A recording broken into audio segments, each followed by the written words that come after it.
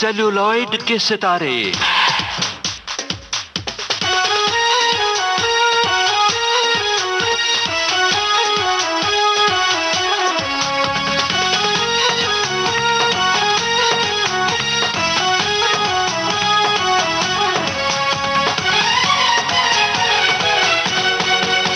Celluloid के सितारे। इस कार्यक्रम में आज हम आपकी मुलाकात करवा रहे हैं अभिनेता, लेखक और निर्देशक करण राजदान से।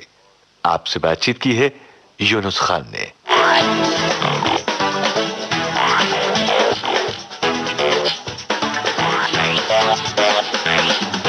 अकेले में हम तो घबरा रहे थे,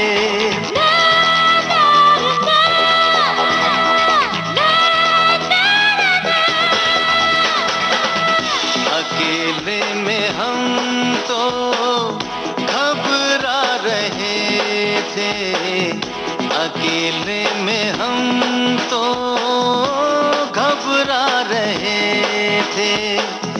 ये अच्छा किया कि तुम आ गए। बहुत स्वागत है करण जी, कैसा महसूस हो रहा है यहाँ आकर? बहुत अच्छा लग रहा है। मैं बचपन से विविध भारती सुना करता था। कहाँ बीता है आपका बचपन? मेरा बचपन तो खैर बंबई में ही बीता है।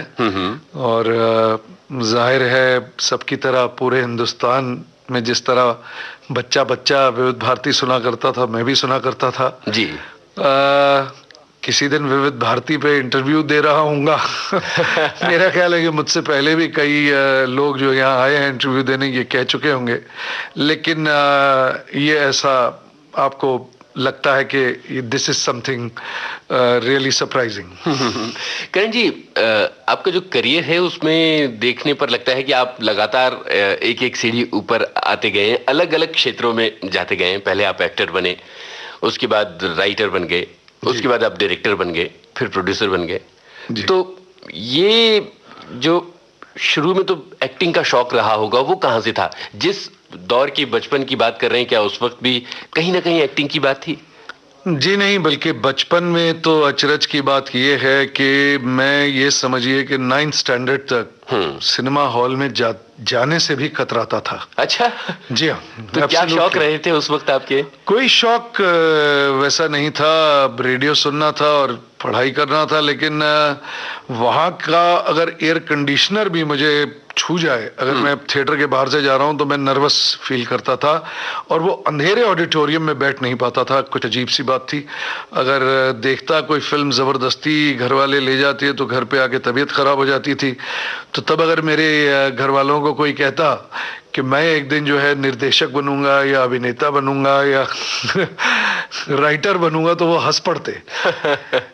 तो मुझे अभी याद है कि एक जितेंद्र साहब और नंदा जी की एक फिल्म आई थी, बड़ी दीदी, जो कि मैं देखने चला गया क्योंकि पूरा स्कूल जा रहा था और स्कूल में अपने दोस्तों को आप बता नहीं सकते कि देखो भाई मैं अंधेरे थिएटर में मुझे डर लगता है, मैं नहीं चल सकता जी। तो जबरदस्ती एक दोस्त यहाँ, दूसरा दोस्त दूसरी कुर्सी पे बगल में बैठा हुआ था और वो पहली फिल्म है जो कि मैंने चैन से देखी। और फिर उसके बाद कुछ फिल्मों का शौक ऐसा चढ़ा कि पूछिए नहीं। और इस तरह नेशनल स्कूल ऑफ ड्रामा पहुंच गया। तब लिखता भी था। जो सोचा समझा ख्याल था नेशनल स्कूल ऑफ ड्रामा में जाने का, उस दौर में तो मतलब आज एनएसडी एक समझ लीजिए कि एक्टिंग की दुनिया में आने का एक बहुत बड़ा रास्ता बन गया है जी। क्या उस जमाने में आप किन सपनों के साथ एनएसडी गए थे? दरअसल क्या है कि फिल्म एंड टेलीविजन इंस्टीट्यूट में एक्टिंग का कोर्स हुआ करता था, लेकिन तब उसे रद्द कर दिया गया था। जिस साल की मैं बात कर रहा हूं, जब मैं, मेरा ख्याल है 17 साल का था। तो अब क्योंकि मैं इप्टा के साथ बंबई में प्लेस किया करता था छोटी उम्र से, तो मुझे किसी ने नेशनल स्कूल ऑफ ड्रामा के बारे में बताया जी। बाय चांस की बात है कि मेरे माता पिता दोनों रिश्तेदारों के पास गए हुए थे, छुट्टियों के दिन थे दिल्ली में। तो मैंने अपने डैडी से कहा कि आप अगर प्रोस्पेक्टस ला सके नेशनल स्कूल ऑफ ड्रामा का, तो उन्होंने कहा ठीक है। अब ये किस्मत की बात है कि मैं ऐसे वक्त में वहां पहुंचा कि उसके कुछ, मेरा ख्याल है मैं फर्स्ट ईयर में हूँगा कि राज बब्बर जी फेमस हुए, नसीरुद्दीन शाह को ब्रेक मिले और वगैरह वगैरह, ये सब होना शुरू हो गया और नेशनल स्कूल ऑफ ड्रामा का नाम होना शुरू हो गया जी। लेकिन वापस आने के बाद भी नेशनल स्कूल ऑफ ड्रामा का इतना नाम नहीं था कि हर प्रोड्यूसर के दरवाजे खुल जाते। धीरे धीरे जैसे हम थिएटर करते थे, मेरे सीनियर्स थे यहाँ, नसीरुद्दीन शाह साहब और ओमपुरी जी, रोहिणी हतंगड़ी जी, जयदेव हतंगड़ी जी, तो उनके साथ में आके थिएटर करता था। तो धीरे धीरे इस तरह नाम बढ़ना शुरू हुआ, राज बब्बर स्टार हो गए और फिर जो है नसीरुद्दीन शाह साहब को बहुत फेम मिली और ओमपुरी साहब को। तो इस तरह नेशनल स्कूल ऑफ ड्रामा का फिर नाम बढ़ने लग गया जी। और शुरू में आपने भी दूसरे कलाकारों की तरह रंगमंच पर अपनी कला का प्रदर्शन किया? जी हाँ, मैंने 1 साल नेशनल स्कूल ऑफ ड्रामा जाने से पहले इप्टा के साथ और 3 साल नेशनल स्कूल ऑफ ड्रामा में प्लेस किए और वापस आने के बाद भी मैंने तकरीबन 3 साल तक पृथ्वी थिएटर पे प्लेस करता था। तब काम नहीं था, तो इसीलिए जब मेरे पास आज एक लेखक निर्देशक होने के नाते कई न्यू कमर्स आते हैं, तो मैं उन्हें यही सलाह देता हूं कि देखिए, आप ये झटपट का कोर्स तो कर लीजिए जो भी 6 महीने का आप करना चाहते हैं, लेकिन आपको अगर असली तजुर्बा चाहिए तो प्लीज नाटक से जुड़े रहिए, थिएटर से जुड़े रहिए और लगातार परफॉर्म करते रहिए। बिल्कुल सही बात। जिस वक्त आप इप्टा में थे, बड़ा अच्छा दौर रहा होगा इप्टा का, स्टालवर्ड्स वहां पर रहे होंगे। किस तरह के प्लेस किए हैं आपने, क्या याद आता है? मुझे एक्चुअली जाते ही मेन रोल मिल गया था क्योंकि मैं गा सकता था थोड़ा बहुत। वाह। तो सत्यू साहब थे, MS सत्यू जी, जिन्होंने गर्म हवा बनाई। जी जी। तो उनकी वो फिल्म बहुत हिट हुई थी। मैं, मेरा ख्याल है फर्स्ट ईयर कॉलेज में था या सेकंड ईयर में था। तो मैंने वहां गया, मैंने हंगल साहब से अपने आप को इंट्रोड्यूस करवाया। दरअसल मेरे चाचा हैं, वो जानते थे नितिन सेठी जी को, जो इप्टा से जुड़े हुए थे। नितिन सेठी जी बहुत अच्छे आदमी थे और इस तरीके से उन्होंने मुझे बाकी इप्टा वालों से मिलवाया। तो वो लोग प्ले कर रहे थे मिट्टी की गाड़ी। वाह वाह वाह। मृच कटक जी। तो उसमें जो है शकार का रोल, अच्छा। जो राजा का साला है, वो साला नहीं शाला है, क्योंकि वो सा नहीं कह सकता, वो शाही कह सकता है। तो वो मुझे मेन रोल मिल गया और इस तरह मेरा इप्टा में एंट्री हो गई। लेकिन उसके 1 साल बाद ही मुझे नेशनल स्कूल ऑफ ड्रामा से कॉल आ गई, तो फिर मैं नेशनल स्कूल ऑफ ड्रामा चला गया। जी। तो क्या वहां कुछ डायरेक्शन जैसा कुछ किया था आपने NSD में पढ़ते हुए? नेशनल स्कूल ऑफ ड्रामा में पहला साल जो होता है वो इंटीग्रेटेड होता है जी। तो उसमें आप एक्टिंग और स्टेज क्राफ्ट, जिसका मतलब है कि सेट लगाना वगैरह वगैरह स्टेज पे, और डायरेक्शन, हर चीज सीख रहे होते हैं। लेकिन सबसे बड़ा योगदान जो नेशनल स्कूल ऑफ ड्रामा का मेरी जिंदगी को रहा है, लिखता तो मैं कॉलेज से था, लेकिन वहां जाकर मैंने इतने सारे विदेशी नाटक, मोहन राकेश जी के हिंदी नाटक, बादल सरकार जी के नाटक, तेंदुलकर साहब के नाटक, विजय तेंदुलकर जी के, इन नाटकों को देखा और कई नाटकों को पढ़ा। उससे जो है मेरी जिंदगी बिल्कुल बदल गई। वाह। इसी बात पर एक गाना हो जाए आपकी पसंद का। अगर मेरी पसंद का पहला गाना बजाना चाह रहे हैं तो फिर मैं आपको बता दूं कि मेरे फेवरेट म्यूजिक डायरेक्टर, मतलब one of the favourite music directors Madan Mohan ji रहे हैं। क्या बात है। वाह। तो आप उनकी फिल्म का कोई भी गाना बजा सकते हैं।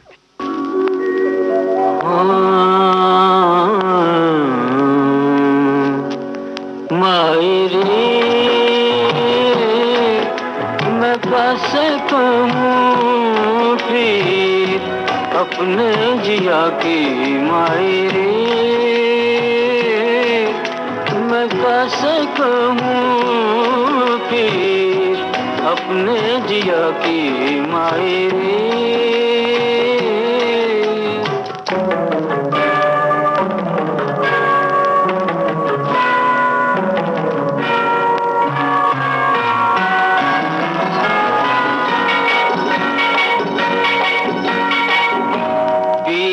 डगर में बैठे मैला हुआ री मेरा आचरा,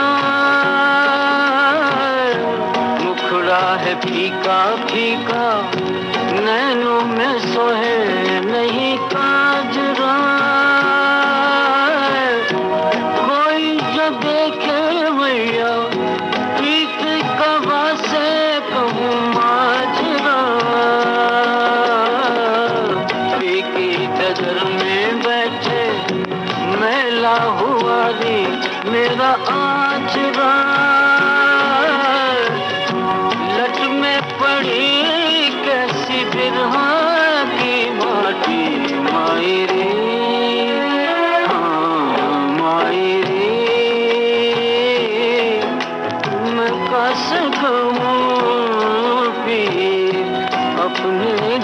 की मायरे।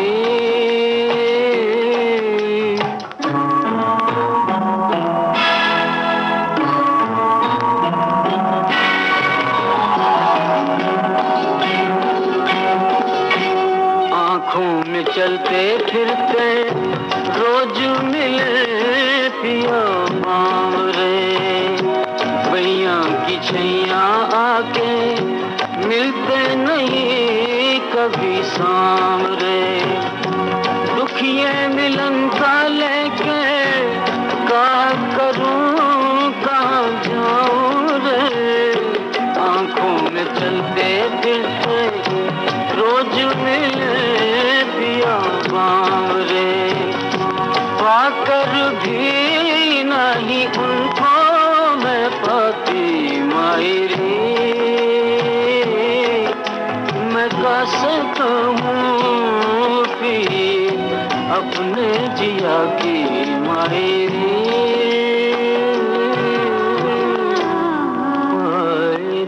बात चल रही थी प्लेज की और एनएसडी के जमाने की, वहां से हम अब मुंबई लौट आते हैं। ये बताइए कि एनएसडी से आने के बाद और थिएटर के उस दौर से गुजर जाने के बाद फिल्में आपके कदम किस तरह से पड़े थे? जावेद अख्तर साहब पृथ्वी थिएटर में आया करते थे प्लेज देखने जी, तो उनकी नज़र दरअसल मुझ पे पड़ी थी और उन्होंने किसी के थ्रू कहलवाया मुझे कि भाई बहुत अच्छा परफॉर्म करते हो। तो मैंने इनिशिएटिव लिया, मेरा ख्याल है मैंने उन्हें फ़ोन किया तो उन्होंने घर बुलवाया जी। तो उन्होंने मेरे ही सामने राही मासूम रजा साहब को फ़ोन किया और कहा कि भाई राही साहब आप तो बहुत सारी फिल्मों के डायलॉग्स लिखते हैं साउथ में, बम्बई में। तो राही मासूम रजा साहब बहुत ही अच्छे आदमी थे। मतलब मैंने उन जैसा आदमी अपनी फिल्म इंडस्ट्री में देखा नहीं है। तो जावेद साहब ने ये जो किया मेरे साथ, ये बहुत बड़ा उपकार था। तो उन्होंने जो है राही मासूम रजा साहब से कहा कि ये लड़का बहुत अच्छा एक्टिंग करता है और आप इससे जरा दीजिए। तो इस तरह मुझे अपनी पहली फिल्म डिस्को डांसर मिली, जहाँ राही साहब ने मुझे बी सुभाष से मिलवाया और बी सुभाष जी को लगा कि मैं वो रोल कर सकता हूँ जी, और फिर इस तरह शुरुआत हो गई। वाह, ये जो बी सुभाष की फिल्म थी डिस्को डांसर, इससे काफी पहचान आपको मिली, क्योंकि मुझे ऐसा लगता है कि आपकी जो शुरुआती याद मेरे मन में है वो वही है जो डिस्को डांसर में मिथुन चक्रवर्ती से पंगा लेते रहते हैं। हाँ, मैं तो बहुत ही नया था और मिथुन दा तो तब तक स्टार थे बहुत बड़े। लेकिन मिथुन दा भी बहुत ही बढ़िया आदमी थे। कोई फोटो खींचने आए तो अगर मेरी बैक होती थी तो यूं मुझे खींचकर अपनी तरफ कर लेते थे ताकि दोनों का प्रोफाइल आए जी। ये सारी चीजें याद रह जाती हैं कहीं। और हाँ, डिस्को डांसर से पहचान तो बहुत बनी, क्योंकि इतनी बड़ी वो हिट हो गई, ये मेरा ख्याल है बी सुभाष जी ने भी नहीं सोचा होगा। बिल्कुल। लेकिन बहुत बड़ी हिट हुई। और गाना जो मैंने कल्पना अय्यर के साथ जिसमें नाचा है, गाया है अहुआ हुआ, वो आज भी उसका रिमिक्स कोई यहाँ आहा नाचे नाचे, कोई वहाँ आहा नाचे नाचे, सारे हंसी आहा नाचे नाचे, सारे जवा आहा नाचे नाचे। औवा औवा औवा औवा, कोई यहाँ नाचे नाचे, कोई वहाँ नाचे नाचे, सारे हंसी नाचे नाचे, सारे जवा नाचे नाचे। औवा औवा, तुमसे है तुमसे प्यार, औवा औवा, मानो ना मेरे यार, औवा औवा, तुमसे है तुमसे प्यार। फिर गुलजार साहब से मेरी फैमिली ने जान पहचान करवाई, क्योंकि वो जानते थे उनके बड़े भाई को। तो गुलजार साहब ने के बालचंद्र जी से मिलवाया और जरा सी जिंदगी, हाँ जी, तो जरा सी जिंदगी की कमल हसन के साथ एक्टिंग करने का मौका मिला। लेकिन मुझे कहीं ना कहीं बहुत ज्यादा डिससेटिस्फैक्शन भी रहता था एज एन एक्टर। राइटिंग तो कर ही रहा था, तो इस तरह बासु चैटर्जी मिल गए जी, और फिर जो है उन्होंने कहा कि रजनी लिखोगे? तो मैंने कहा चलिए लिखते हैं, कोशिश करते हैं। तो उन्होंने मुझे रजनी में इन्वॉल्व कर दिया। जी, तो रजनी आपका पहला सीरियल नहीं था बतौर लेखक? नहीं, पहला सीरियल ही था बतौर लेखक। इससे पहले जो भी लिखा था वो अपने लिए लिखा था। अच्छा। या वो बाहर कभी आया नहीं। तो रजनी पहला ही सीरियल था और उसमें 3-4 राइटर्स थे, 5 राइटर्स थे, कई राइटर्स थे। तो मैं उनमें से एक था। फिर एक दिन उन्होंने मुझे कहा कि अरे भैया वो मुझे रजनी का पति नहीं मिल रहा। तो मैंने कहा बाशुदा, मैं तो खुद राइटर हूँ, मालूम है कि वो रोल तो ज्यादा कुछ है नहीं, या तो रजनी रजनी है सब कुछ जो है। सही बात है। तो उन्होंने कहा यार और कुछ नहीं तो साथ तो रहा करेंगे। तो जबकि काफी बुजुर्ग हैं वो, मुझसे बड़े हैं, लेकिन एक दोस्ती हो गई थी।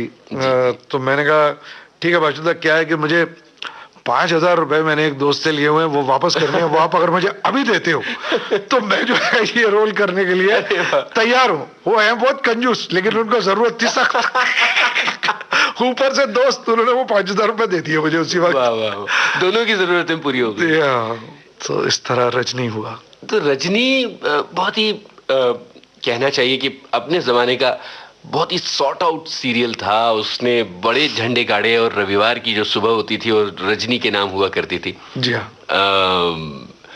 क्या आपको लग रहा था कि इस सीरियल में इस तरह की स्पार्क है जो सारे देश को अपील कर सकता है?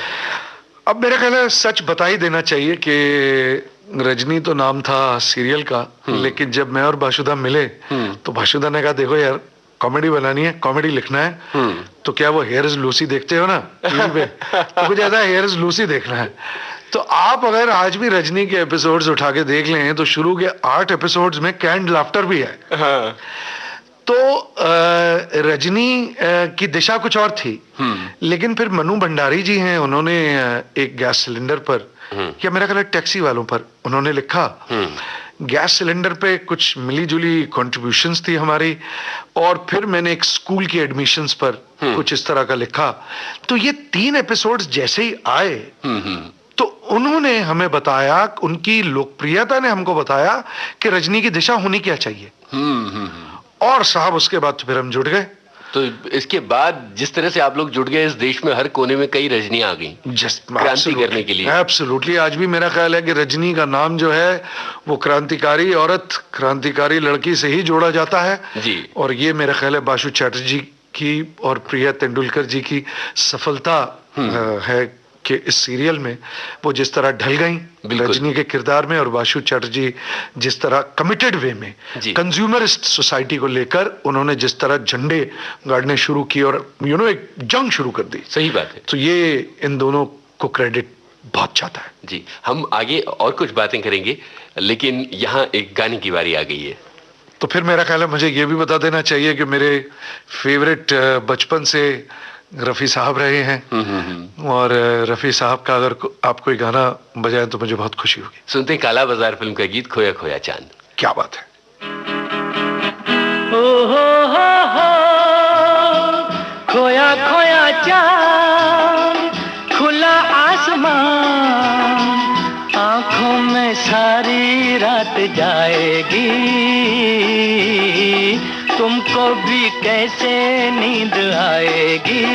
ओ खोया खोया चांद, खुला आसमान, आंखों में सारी रात जाएगी, तुमको भी कैसे नींद आएगी। ओ खोया खोया चांद।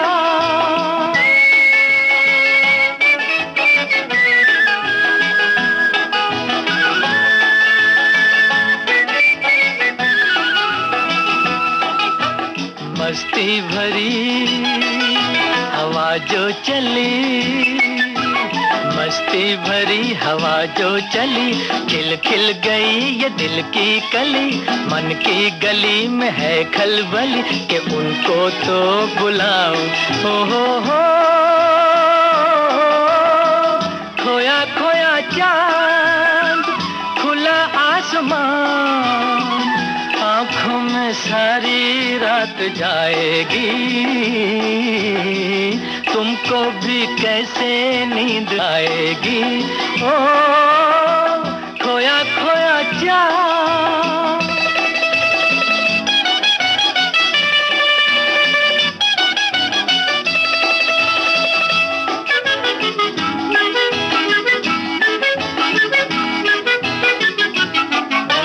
तारे चले नजारे चले, तारे चले नजारे चले, संग संग मेरे वो सारे चले, चारों तरफ इशारे चले, किसी के तो हो जाओ। ओ हो खोया खोया चांद, खुला आसमान, आँखों में सारी रात जाएगी, तुमको भी कैसे नींद आएगी। ओ खोया खोया चांद।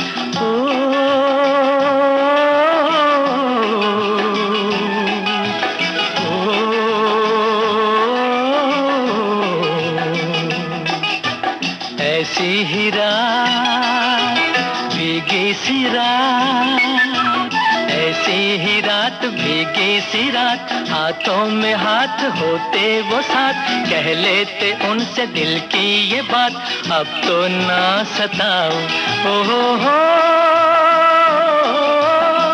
खोया खोया चांद, खुला आसमान, आँखों में सारी रात जाएगी, तुमको भी कैसे नींद आएगी। ओ खोया खोया चांद। बात रजनी की चल रही थी और रजनी प्रिया तेंदुलकर जी की पहचान बन गया था, जो उनके साथ पूरे समय जुड़ा रहा था। और रजनी के समय ही शायद आपकी उनसे मुलाकात हुई होगी। जरा हमें बताएं कि किस तरह से रजनी सीरियल आपकी जिंदगी में शामिल हो गया था।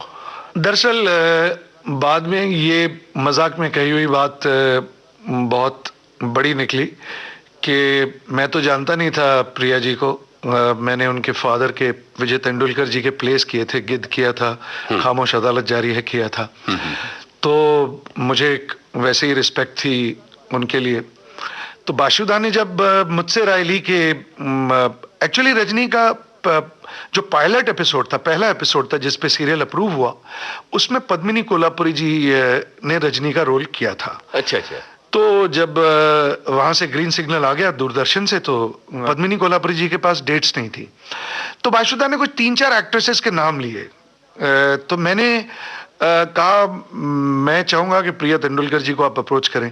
तो कहा कि क्यों, तुम जानते हो उनको? मैंने कहा नहीं, मैं तो इन तीनों एक्ट्रेसेस में किसी को खास नहीं जानता हूं, लेकिन वो एक इतने बड़े प्लेराइट की बेटी हैं और उन्होंने कुछ अच्छा सिनेमा किया हुआ है, मुझे लगता है कि। तो उन्होंने कांटेक्ट कर लिया। उसके बाद सारी बात हुई कि भाई पति का रोल तुम करो। तो जब प्रिया और मैं मिले भी नहीं थे सेट पे, तो उन्होंने जाके प्रिया से कहा, अरे भैया हमें तुम्हारे लिए कोई हस्बैंड मिला नहीं, तो करण राजदान को पकड़ लिया मैंने। अब ये बात रियल जिंदगी में इतनी बड़ी हो जाएगी, ये बाशुदा ने भी नहीं सोचा था, ना प्रिया ने सोचा था उस वक्त सुनते हुए। लेकिन इस बात पे हम लोग मजाक काफी किया करते थे बाद में। आप ये बताएं कि किस तरह से फिर आप लोगों ने अपनी जिंदगी शुरू की, और वो कौन से लम्हे थे जब आप लोगों का नेचर क्लिक हुआ? कौन सी बात थी जो क्लिक हुई थी?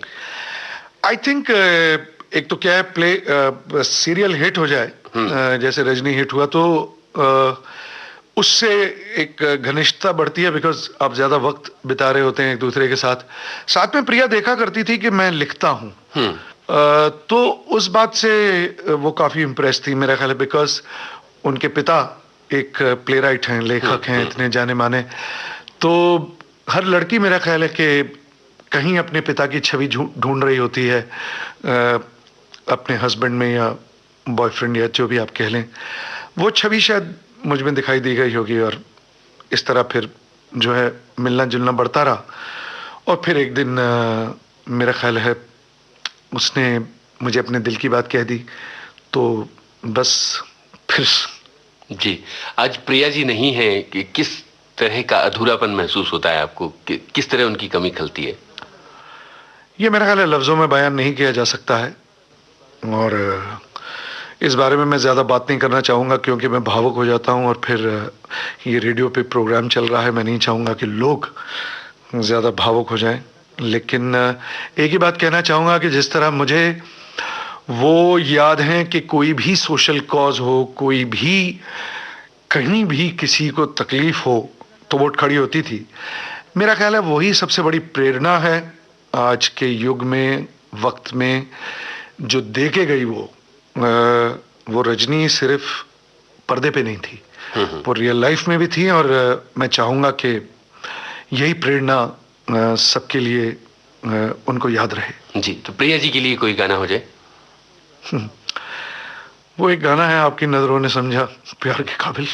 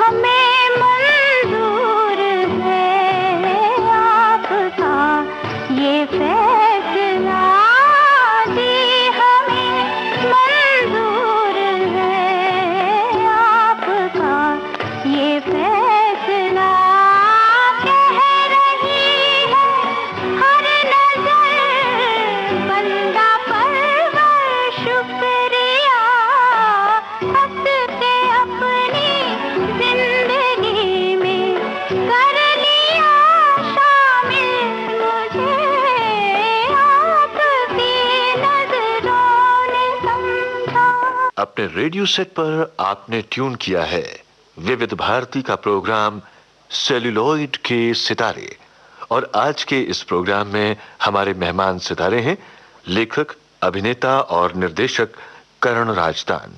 आपसे बातचीत की है यूनुस खान ने। करण जी, एक्टिंग से आप बहुत ज्यादा सेटिस्फाइड नहीं थे, फिल्मों में जिस तरह का काम उस वक्त आपके पास था, तो लिखने का काम शुरू हो गया। आपने रजनी लिखा और भी कुछ बड़े सीरियल्स लिखे। हमें जरा लिखने के उस शुरुआती दौर के बारे में बताइए। मुझे एक्चुअली गुलजार साहब कहा करते थे कि तुम एक अच्छे राइटर हो, क्योंकि क्या है कि हम लोग सुबह सुबह मिला करते थे, वो बैडमिंटन खेल के आते थे, तो मुझे चाय पे अक्सर बुला लिया करते थे। फिर मैं उन्हें अपने ही भोले अंदाज में, क्योंकि तब तो पता नहीं था कि फिल्में किस तरह लिखी जाती हैं, क्या होता है, तो मैं गुलजार साहब को अपनी कहानियां सुनाता रहता था। तो गुलजार साहब मुझे कहते थे कि तुम राइटर हो, तुम अच्छे राइटर हो, तुम लिखो। तो फिर उसके बाद हुआ ये कि एक प्रोड्यूसर उनके पास आया, तो उन्होंने कहा कि मुझे करण की ये कहानी बहुत पसंद है। वो कहानी फिल्म तो नहीं बन पाई क्योंकि वो प्रोड्यूसर की कुछ प्रॉब्लम्स हो गई, लेकिन वो कहानी गुलजार साहब ने खरीदी मुझसे। क्या बात है, वाह। तो तब मुझे महसूस हुआ, मैंने कहा कि राइटर तो हूँ। इतने में भीमसेन साहब के साथ काफी घनिष्ठता थी मेरी, उनकी वो फिल्मों का काफी फैन था मैं।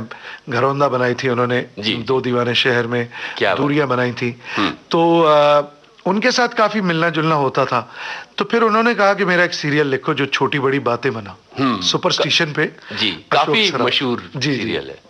उसके बाद मेरा एक दोस्त आया, अब्बास हकीम, वो प्रोड्यूसर था, तो उसने कहा कि एक प्रिया जी और तुमको लेके मेरे को सीरियल बनाना है। वाह। तो मैंने किस्से मियां बीवी के लिखा, जिसमें कि एक्टिंग भी की और लिखाई भी की, और रवि बसवानी ने, मेरे दोस्त थे हैं, उन्होंने उसको डायरेक्ट किया। तो बस ऐसे ही दौर शुरू हो गया। फिर उसके बाद पंछी लिखा। पंछी लिखा तो मुझे पंछी से एक बात, अमिताभ बच्चन जी से जो पहली मुलाकात थी वो याद आ जाती है। मैं दरअसल एक रोल सुनाने गया था डिम्पल कपाड़िया जी को किसी स्टूडियो में, चांदीवली स्टूडियो में। तो वहाँ उनका जो मेकअप मैन है सावंत, तो वो बहुत प्रभावित था उस पंछी सीरियल से। तो वो आके मुझसे बातें करने लगा। डिम्पल जी अंदर मेकअप करवा रही थी, कॉस्ट्यूम चेंज कर रही थी, तो मैं बाहर खड़ा था। इतने में मैंने देखा कि अमित जी आए, वो अजूबा की शूटिंग कर रहे थे, और उनके पीछे कुछ 50-100 लोग। अब वो अपनी वैन में चढ़ रहे थे तो पीछे मुड़ के देखा उन्होंने, पीछे मुड़ के देखा तो न जाने शायद मेरी तरफ देखा, किसकी तरफ देखा, और वो भीड़ को चीरते हुए आए और उन्होंने मुझसे हाथ मिलाया। अरे वाह वाह। और उन्होंने कहा कि मैं देख रहा हूं आपका काम है, good work and things like that. तो मुझे फिर सावंत ने, उनके मेकअप मैन ने बाद में बताया कि दरअसल क्या है कि मैं तो इतना प्रभावित हूँ पंछी से कि मैं, क्योंकि वो एनआरआईज के बारे में था, कि मैं अपने भाइयों को कह रहा हूँ कि वापस आ जाओ हिंदुस्तान वगैरह वगैरह वगैरह। तो ये पहली मुलाकात थी अमित जी के साथ, जो कि मुझे पंछी सीरियल के करके हमेशा याद रहेगी। वाह क्या बात है। तो बच्चन साहब का एक गाना हो जाए इस वक्त। ओ यस, खाई के पान बनारस वाला। चलिए सुनते हैं। अरे भंग का रंग जमा हो चकाचक, फिर लो पान चबाए। आहा, अरे ऐसा झटका लगे जिया पे, पुनर्जन्म हो जाए। ओ खई के पान बनारस वाला, ओ खई के पान बनारस वाला, खुल जाए बंद अकल का ताला। ओ खई के पान बनारस वाला, खुल जाए बंद अकल का ताला। फिर तो ऐसा करे धमाल, सीधी कर दे सबकी चाल। ओ छोरा गंगा किनारे वाला, ओ छोरा गंगा किनारे वाला। ओ खई के पान बनारस वाला, खुल जाए बंद अकल का ताला।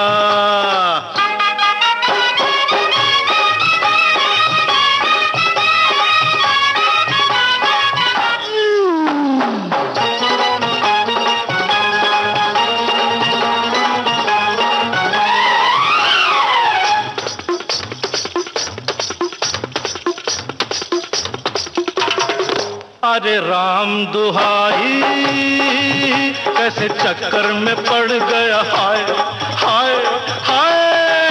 कहाँ जान फंसाई, मैं तो सूली पे चढ़ गया, हाय हाय। कैसा सीधा सादा, मैं कैसा भोला भाला, हाँ। अरे कैसा सीधा सादा, मैं कैसा भोला भाला। जाने कौन घड़ी में पड़ गया पढ़े लिखों से पाला। मीठी छुरी से हुआ हलाल। छोरा गंगा किनारे वाला, ओ छोरा गंगा किनारे वाला।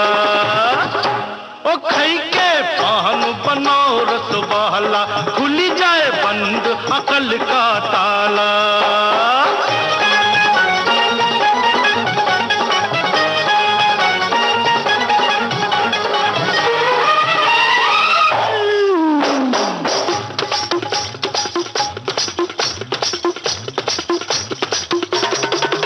एक कन्या कुंवारी हमरी सूरत पे मर गई, हाय हाय हाय। एक मीठी कटारी हमरे दिल में उतर गई, हाय हाय।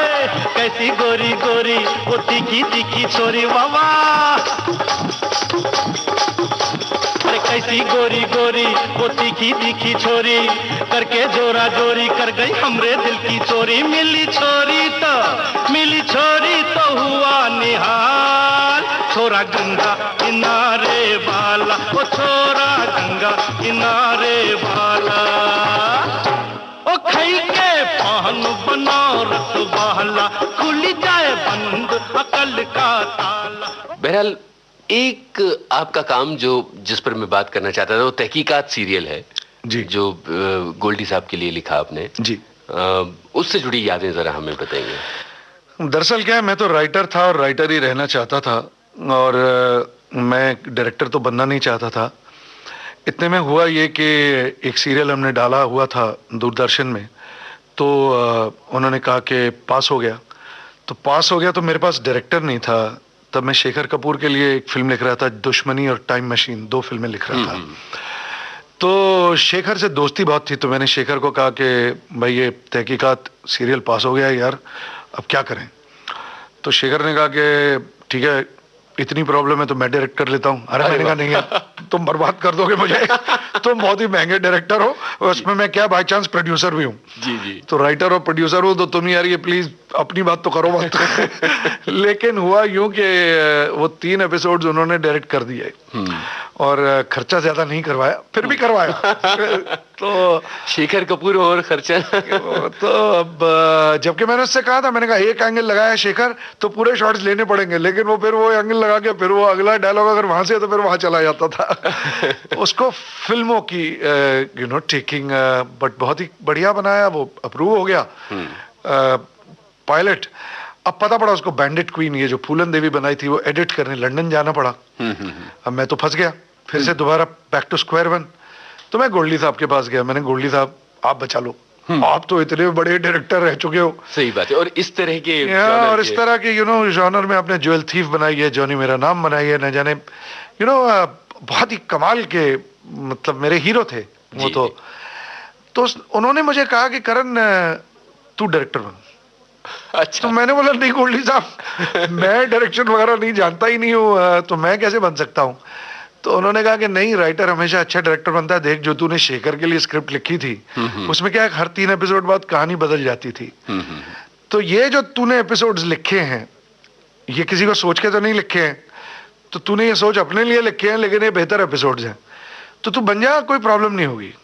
अब साहब प्रॉब्लम तो होनी थी, मुझे डायरेक्शन तो आती नहीं थी। अब मुझे कैमरामैन भी कुछ पहले टाइम ऐसा मिला जो कि मैं डायरेक्ट कर रहा था, जो कि मुझे कहा कि नहीं जी ये आप लाइन क्रॉस नहीं कर सकते, आप इस तरह रिवर्स एंगल नहीं ले सकते, वगैरह वगैरह। मैं परेशान, दूर गोल्डी साहब बैठे रहते थे और मुस्कुराते रहते। तो एक आध बार मुझे अंदर से गुस्सा भी आता था कि जब कहा इन्होंने कि डायरेक्टर बन जाए तो कम से कम मदद तो करने आओ। हाँ, दूर बैठ के हंस रहे हैं। लेकिन अगर वो तब मदद करते जी, तो तब मैं डायरेक्टर नहीं बन पाता जी, क्योंकि उन्होंने मुझे गिरते देखा, उठते देखा, चलते देखा, फिर गिरते देखा, और इस तरह मैं डायरेक्टर बन गया। और तहकीकात बहुत बहुत ज्यादा मशहूर हुआ। जी हाँ, जी हाँ, तहकीकात बहुत मशहूर हुआ। और मतलब गोल्डी साहब बताते हैं मुझे कि जब वो कहीं इंटीरियर में पहाड़ों में गए थे तब भी उनको सैम डिसिल्वा करके लोग बुलाते थे। सही बात है। उसमें सौरभ शुक्ला को हमने ब्रेक दिया था। मैंने क्या, बल्कि शेखर नहीं दिया था, क्योंकि शेखर बैंडिट क्वीन शूट करके आया था। तो जब उसने सुनी मेरी स्क्रिप्ट तो उसने कहा कि करण ये वाला रोल जो है गोपी का, ये मुझे लगता है कि ये एक सौरभ शुक्ला करके एक्टर है, उसने एक रोल किया है फूलन देवी में, वो बहुत फिट रहेगा। तो मैंने कहा भैया तुम्हें ठीक लगता है तो बुलवा लो। तो इस तरीके से हमने उसे बुलवा लिया और फिर वो बॉम्बे शिफ्ट हो गया। और उसके बाद यहीं के हो गए। अच्छा, ये तो हुई सीरियलों की बात। बात फिल्मों की जाए, लेकिन इससे पहले गोल्डी साहब के लिए एक गाना हो जाए। मेरा ख्याल है तीसरी मंजिल का कोई भी गाना बजा दीजिए। बिल्कुल बिल्कुल। तुमने मुझे देखा होकर मेहरबान, रुक गई ये ज़मीं, थम गया आसमां, जाने मन जाने जा, तुमने मुझे देखा होकर मेहरबान, रुक गई ये ज़मीं, थम गया आसमां, जाने मन जाने जा, तुमने मुझे देखा।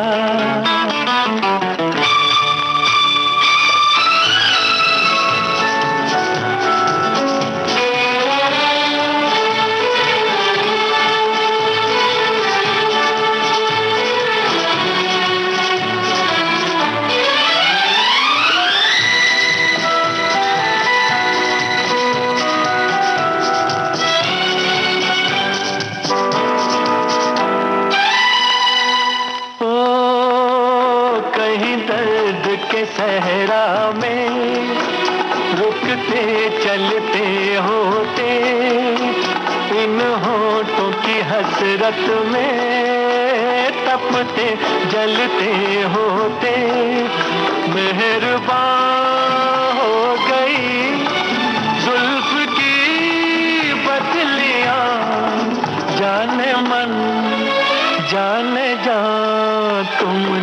मुझे देखा होकर मेहरबान, रुक गई ये ज़मीं, थम गया आसमान, जाने मन जाने जान तुमने मुझे देखा।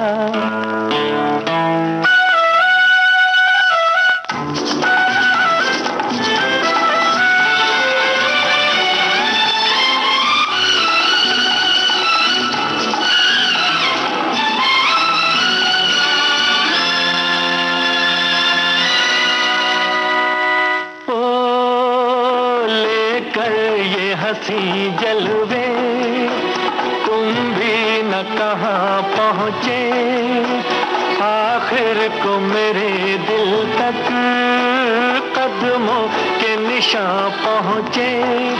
खत्म से हो गए रास्ते सब यहाँ, जाने मन जाने जा तुमने मुझे देखा होकर मेहरबान, रुक गई ये ज़मीं, थम गया आसमान, जाने मन जाने जान तुमने मुझे। करण साहब, फिल्मों की तरफ फिर कैसे आ गए? फिल्मों के डायरेक्शन का इतनी देर से ख्याल क्यों आया? इतनी सारी फिल्में आपने लिखी, दिल जले, दिल वाले वगैरह वगैरह, राइटर इतने समय तक बने रहे, आप पहले डायरेक्शन क्यों नहीं शुरू किया? तहकीकात जब हिट हो गया तब मेरी दोस्ती सुभाष घई साहब के साथ काफ़ी थी। सुभाष घई साहब जब देखा करते थे, एक आध एपिसोड उन्होंने देखा था तहकीकात का, तो मुझे कहते थे कि करण पिक्चर बना। तो फिर इस तरह हम लोग बातें करते करते एक सब्जेक्ट पर राजी भी हो गए, लेकिन फिर उनकी राय थी कि उस सब्जेक्ट को कुछ बदला जाए, तो मैं थोड़ा अड़ियल था। तो मैंने कहा नहीं, मैं नहीं बदलूंगा, मेरे हिसाब से यही सही है। तो उन्होंने कहा ठीक है, फिर दोस्ती रखते हैं, फिर तू जा कहीं और डायरेक्टर बन और मैं कहीं और प्रोड्यूसर रहता हूँ। तो हमने जो है वो फिल्म तो नहीं बनाई, वो अल्टीमेटली मैंने जाके इस साल बनाई, पिछले साल बनाई, जो इस साल रिलीज हुई। उस फिल्म का नाम उमर है। अच्छा अच्छा अच्छा, तो ये इतना पुराना कंसेप्ट था आपके? एब्सोल्युटली। अच्छा अच्छा, वाह। तो बात ये हो रही थी, उमर की भी हम बात करेंगे, बात ये हो रही थी कि फिल्में आप लिख रहे थे और आपकी लिखी फिल्में बाकायदा मकबूल भी हो रही थी। उस जमाने में आप डायरेक्टर नहीं बने और लगातार आप फिल्में लिखते रह गए जी। बाद में आपने हवस से अपनी फिल्मी यात्रा शुरू की। दरअसल ये बात गलत है कि मैंने हवस से अपनी फिल्मी यात्रा शुरू की। मेरी पहली फिल्म रोशनी है, जो नहीं बन पाई। जो बन पाई लेकिन रिलीज नहीं हो पाई, क्योंकि जैसे ही फिल्म कंप्लीट हुई हमने उसकी डबिंग, मिक्सिंग सब खत्म कर दी। कॉपी निकलने वाली थी, उसमें 3 प्रोड्यूसर्स थे जिनके बीच तो क्या है कि वो फिल्म की कॉपी अभी निकलनी है, अभी रिलीज होनी है, रिलीज डेट तय हो रही है, और उनके बीच झगड़ा हो गया और लिटिगेशंस हो गई। अब वो फिल्म रोशनी जो है, लगता है कि उसकी प्रिंट निकलेगी और हम लोग उस फिल्म को जनता उस फिल्म को देख पाएगी। तो हवस दरअसल मेरी दूसरी फिल्म थी जी, इस लिहाज से हवस दूसरी फिल्म है जो पहले रिलीज हुई। जी हाँ जी। तो ये ख्याल कैसे आया था हवस बनाने का? क्या होता है कि जब एक डायरेक्टर की पहली फिल्म रिलीज नहीं होती है तो प्रॉब्लम्स तो बहुत आते हैं, क्योंकि इस दौरान जो प्रोड्यूसर्स आए थे मेरे पास फिल्म बनाने के लिए, उनको मैंने मना कर दिया था। मैंने कहा रिलीज के बाद ही देखेंगे, और लिखाई बंद कर दी थी। सिर्फ एक फिल्म थी जो दोस्ती में हैरी बवेजा मेरे दोस्त हैं, जिनके लिए दिलवाले, दिल जले, दीवाने और कयामत। तब मैं कयामत में मशगूल था, लेकिन हालत तो काफी खराब थी। आपने अपना जिंदगी का 1.5 साल जो दिए थे, वो 1.5 साल लगता था कि बिल्कुल वेस्ट हो जाएंगे। तो हमने ये सोचा कि अब क्या करें। इतने में मेरे करीब एक इंसान आए जिनका नाम है महेंद्र धारीवाल, प्रोड्यूसर हैं। जी हाँ। उन्होंने मुझे कहा कि देखिए करण साहब, ये इंग्लिश फिल्म है और इस पे जो है वो बनाना है। अच्छा। इसका रीमेक बनाना है।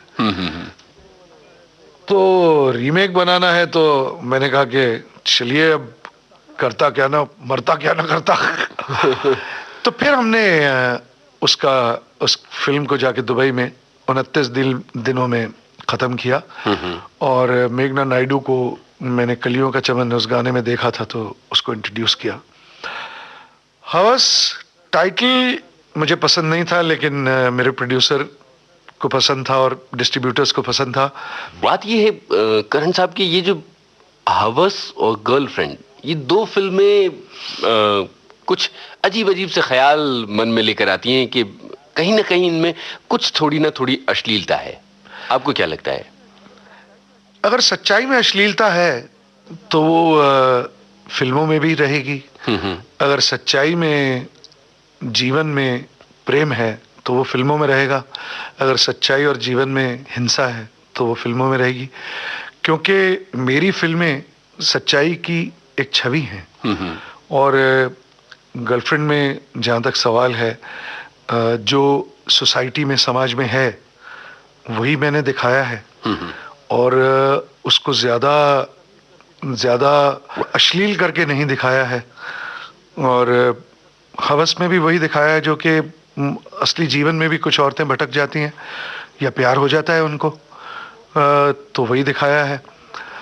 तो मैं एक ही बात कहना चाहूँगा कि मेरी फिल्में कोशिश तो यही करती हैं कि जो सच्चाई और जीवन में है, वो चाहे उम्र में बुढ़ापे की प्रॉब्लम्स दिखाई जाएं या गर्लफ्रेंड या हवस में अपनी किस्म की प्रॉब्लम्स दिखाई जाएं, अब वो तो जीवन है, तो जीवन से ही लेके हम कहानियां बनाएंगे। कहा यह जाता है करण साहब कि दूसरों के लिए जो आपने फिल्में लिखी हैं बड़े गंभीर और बड़े अलग तरह के सब्जेक्ट्स पर लिखी हैं, चाहे वो दिल जले, दिल वाले, कयामत, दीवाने वगैरह वगैरह, लेकिन जब आप अपने लिए फिल्में लिखते हैं तो उनमें उतने स्ट्रॉन्ग सब्जेक्ट्स नहीं होते हैं। देखिए, वैसे तो अब इतिहास को क्या याद रखना है वो इतिहास जाने, लेकिन अल्टीमेटली दिलवाले, दिल जले, दुश्मनी, ये सारी फिल्में जो हैं ये वायलेंट लव स्टोरीज हैं। इनमें ऑफ कोर्स सच्चाई की एक झलक भी है, लेकिन मेरा ख्याल है कि 50 साल बाद भी गर्लफ्रेंड जैसी फिल्म देखी जाएगी जब समाज ज़्यादा ओपन होगा, समझी जाएगी। और ये ज़रूर कहा जाएगा कि जैसे आज हम कहते हैं जी कि भाई फला फिल्म मेकर ने यार कमाल है, उस दौर में क्या फिल्म बनाई थी, ये सोच कैसे हुई, क्योंकि समाज धीरे धीरे ओपन तो होना शुरू होगा ही। बिल्कुल बिल्कुल। और ये नहीं है कि हम लोग वेस्टर्न कल्चर से प्रभावित हैं या नहीं है। बात ये है कि इंसान की ग्रोथ जो है, आज जिस तरह हम लोग खुल के कुछ विषयों के बारे में बात कर सकते हैं, उस तरह कल को 25 साल बाद कुछ विषयों के बारे में वो दृश्य देख सकेंगे। बिल्कुल, क्योंकि इंसान तो एक बहती नदी है, उसमें तो वो बहेगा ही बहेगा जी। तो जीवन चलता रहेगा और बढ़ता रहेगा जी। गर्लफ्रेंड को लेकर किस तरह के रिएक्शंस आपको मिले थे? देखिए, जिनको फिल्म पसंद आई, जाहिर है बहुत सारे लोगों को फिल्म पसंद आई होगी, तभी जो है वो 100 डेज करके गई कई सारे सिटीज में। जी। और हिंदुस्तान ही नहीं बल्कि अब्रॉड भी। अब्रॉड एक अजीब सी बात है कि जब भी मैं अब्रॉड जाता हूँ शूटिंग के लिए, वहाँ के जर्नलिस्ट चाहे बीबीसी के हों या किसी और चैनल के हों, वो मुझे एक मॉडर्न इंडियन फिल्म मेकर कहते हैं। क्योंकि उनके हिसाब से इंडियन फिल्म मेकर इस तरह का सब्जेक्ट बनाए तो ये मॉडर्न इंडिया को उसमें दिखाता है। बिल्कुल। वहाँ बहुत प्रशंसा मिली, यहाँ भी जाहिर है दर्शकों को अच्छी लगी होगी, वरना माफ कीजिएगा कोई भी दर्शक चाहे भी जितनी आप कंट्रोवर्शियल फिल्म बना दें, वो अपने 2-2.5 घंटे बोर होने तो नहीं जाएगा। डेफिनेटली। वो आदमी 100 दिन तो उस फिल्म को नहीं चलने देगा। बिल्कुल। तो दिल्ली में, बंबई में, तमिलनाडु में बहुत फिल्म चली, तो अब क्या कह सकता हूँ। मेरा ख्याल है मेरे हिसाब से दर्शक जो है उनका डिसीजन फाइनल है। बिल्कुल। उम्र एक बहुत ही अलग सब्जेक्ट पर बनी थी, और कमाल की बात यह है कि गर्लफ्रेंड एक डिफरेंट सब्जेक्ट है, हवस डिफरेंट सब्जेक्ट है, और उम्र जो है वो बुजुर्गों की जिस तरह की हालत हमारे देश में हो जाती है उस पर आपने कहानी बनाई। उसमें एक और इम्पॉर्टेंट बात थी संगीत के चाहने वालों के लिए कि आप मन्ना डे साहब को ढूंढ कर लाए और उनसे एक गाना गवाया, जो कि इन दिनों फिल्मों में गाना बंद कर चुके हैं। ये सारी बातें हमें बताइए। मैंने जैसे आपको बताया कि सुभाष घई साहब को मैंने ये कहानी तो 10 साल पहले सुनाई थी, तो ये कहानी जो है मेरे दिल के करीब रही। और फिर जब मैंने अपने प्रोड्यूसर हैं पीडी गुप्ता जी, उनको सुनाया तो उन्होंने कहा कि भाई करण, अगर मैं बनाऊंगा तुम्हारे साथ फिल्म तो मुझे यही कहानी बनानी है। वाह। तो मैंने कहा चलिए ठीक है, फिर इस कहानी पे काम करते हैं। फिर उस कहानी को कुछ बदला, आज के हिसाब से लिखा गया दोबारा, बस कास्टिंग करनी शुरू की। और जब म्यूजिक की बारी आई तो यूं ही मेरी मुलाकात शमीर टंडन से हो गई। तो उन्होंने पेज 3 में म्यूजिक दिया था, तो उन्होंने अपने गाने वगैरह सुनाए मुझे। तो मैंने उनसे कहा कि भाई इसमें जो है एक तरफ बहुत संजीदा म्यूजिक होगा और दूसरी तरफ एक यूथफुल म्यूजिक होगा, क्योंकि जिम्मी शेरगिल और शहनाज ट्रेजरी वाला भी हैं। तो कहते हैं पहले संजीदा म्यूजिक पे काम करते हैं। तो उन्होंने मुझे कुछ धुनें सुनाई। उनमें से पहली धुन थी खुमारी चढ़ के उतर गई, जिंदगी यूं ही गुजर गई। क्या बात। तो मैंने कहा अगर ये धुन मैंने रिकॉर्ड करनी है तो शमीर मुझे जगजीत सिंह से ही गवानी है। वाह। तो जगजीत जी को हमने कांटेक्ट किया, उनको कहानी बहुत पसंद आ गई, तो उन्होंने ये गाना रिकॉर्ड कर दिया। अब जहाँ दुनिया वालों को नहीं कुछ भी खबर, कव्वाली स्टाइल। हाँ, वो कव्वाली स्टाइल में वो शमीर ने बनाया। तो मैंने कहा शमीर यार इसको किससे गवाएंगे? तो शमीर ने कहा कि मन्ना दा से गवाते हैं।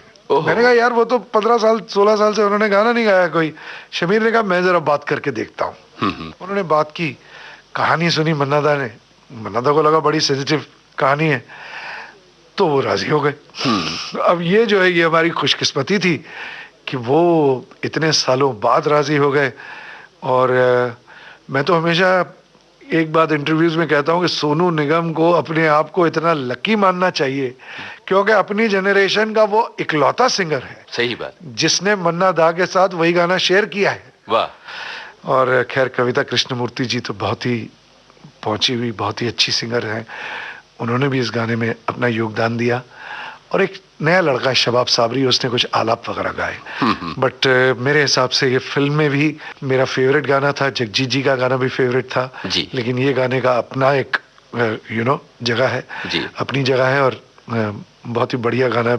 आप प्लीज सुनाइए दर्शकों को। जरूर जरूर। दुनिया वालों को नहीं कुछ भी खबर, हाय हाय, दुनिया वालों को नहीं कुछ भी खबर, कहीं प्यार करने की है ये कोई उम्र, हम कहें दिल से दिल मिले जो अगर, हम कहें दिल से दिल मिले जो अगर, तब है प्यार करने की हर एक उम्र, तब है प्यार करने की हर एक उम्र। दुनिया वालों को नहीं कुछ भी खबर, कहे प्यार करने की है ये कोई उम्र, हम कहीं दिल से दिल मिले जो अगर, हाँ हम कहीं दिल से दिल मिले जो अगर, तब है प्यार करने की हर एक उम्र, तब है प्यार करने की हर एक उम्र। दुनिया वालों को नहीं कुछ भी खबर, नहीं कुछ भी खबर।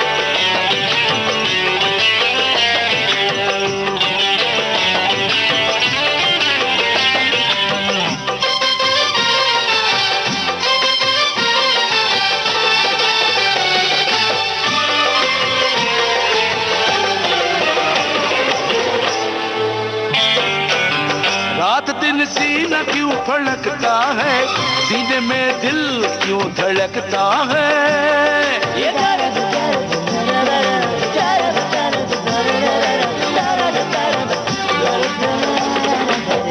रात दिन सीना क्यों फड़कता है, सीने में दिल क्यों धड़कता है, कहीं तो है वो हसीना कोई जिसके लिए दिल ये तड़पता है। कोई कहे गुल बदल जान चमन है कहाँ, कोई कहे गुल बदल जान चमन है कहाँ, दुनिया वालों को नहीं कुछ भी खबर, कहे प्यार करने की है ये कोई उम्र, हम कहीं दिल से दिल मिले जो अगर, हाँ हम कहीं दिल से दिल मिले जो अगर, तब है प्यार करने की हर एक उम्र, तब है प्यार करने की हर एक उम्र। उम्र के बाद में एक फिल्म की काफी चर्चा होती है आपकी, 8। जरा इसके बारे में हमें बताएं कि ये 8 क्या है भाई? 8 दरअसल शनि का नंबर होता है। और मैं हमेशा सबसे एक ही बात कहता हूँ कि चाहे आप भगवान में माने या न माने, लेकिन जो ये प्लैनेट्स हैं, नक्षत्र हैं, तो ये डेफिनेटली आपकी जिंदगियों पे असर तो करते हैं, बिल्कुल, क्योंकि वो हर न्यूज़पेपर से लेके हर ज्योतिषी जो फोरकास्ट करते हैं वो आपके प्लानिटरी पोजीशंस को लेकर ही करते हैं। आपकी कुंडली भी उस वक्त प्लानिटरी पोजीशंस क्या होती हैं उसके ऊपर निर्भर करती हैं। तो उनमें से एक प्लैनेट है सैटर्न, शनि। तो शनि को हम भगवान भी मानते हैं, प्लैनेट भी हैं वो। उन पे जो है मैं उनका प्रभाव क्या होता है उस पे मैं एक फिल्म बनाना चाहता था। तो 8 जो है वो शनि का नंबर होता है।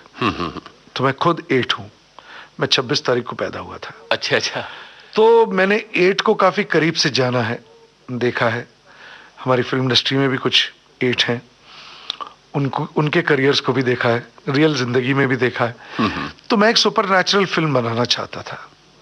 तो बस अब किसी जॉनर को पकड़ के या किसी पर्टिकुलर टाइप ऑफ सिनेमा से ही चिपके रहना है, ये तो सोचा है कि नहीं करना है। जी, तो ये एक सुपर नेचुरल फिल्म जो है मैंने 8 शनि ये बनाई है। जी अच्छा, अब ये बताएं कि अब आप कौन सी फिल्म्स पर काम कर रहे हैं और किस तरह के अलग सब्जेक्ट्स, क्योंकि मुझे नहीं लगता कि आपने अपने किसी भी सब्जेक्ट को दोहराया है अभी तक। हाँ, कोशिश तो यही रहती है, क्योंकि क्या है मैं खुद ही बोर हो जाऊं अगर, तो फिर लिखूंगा क्या और डायरेक्ट क्या करूंगा। लेकिन ये ख्वाहिश है मेरी कि मैं अमित जी के साथ एक फिल्म करूं। देखता हूं उनके लिए एक सब्जेक्ट, 1 या 3 सब्जेक्ट्स लिखे हैं। तो अब उनसे मिलना है और सुनाने हैं वो सब्जेक्ट्स उनको। और मैं चाहूंगा कि एक दिन अमित जी के साथ अगले साल हो सके, अगर उनकी डेट्स हो तो उनके साथ एक फिल्म बनाऊं। बाकी तो ये है कि कुछ सब्जेक्ट्स जो सच्चाई से भी जुड़े हुए हैं वो उन पे मैं काम कर रहा हूँ। अब लोग उन्हें कंट्रोवर्शियल सब्जेक्ट्स कहना चाहें या रियल सब्जेक्ट्स कहना चाहें, उन पे काम तो मेरा चलता ही रहेगा। लेकिन ये है कि वो औरतों की एक ऐसी प्रॉब्लम के साथ जुड़ा हुआ है जो कि बहुत सारे मैरिजेस में हो रही है, बहुत सारे रिश्तों में हो रही है। और उसे मैंने टाइटल दिया है मांग। इसके दोहरे माने हैं, क्योंकि एक तो मांग सजाई जाती है, जाहिर है ये मैरिज के बारे में है तो मांग इसका नाम उस हिसाब से। और दूसरी बात यह है कि क्या कुछ नहीं, पुरुष डाउरी से लेके टू व्हाट ऑल वो क्या क्या मांगता है। बिल्कुल बिल्कुल। तो उसकी मांग क्या होती है। तो इस तरह एक फिल्म जो है वो मेरे जहन में है। बहुत बहुत शुक्रिया करण साहब, आप विविध भारती के स्टूडियो में आए, बहुत धन्यवाद। Thank you so much. Celluloid के सितारे, इस कार्यक्रम में आप सुन रहे थे लेखक, अभिनेता और निर्देशक करण राजदान से यूनुस खान की बातचीत। इस कार्यक्रम की रिकॉर्डिंग में तकनीकी सहयोग दिया विनायक तडवलकर और निखिल धामापुरकर ने। विविध भारती की ओर से इसे आपकी सेवा में प्रस्तुत किया कल्पना शेट्टी ने। सेल्यूलॉइड के सितारे।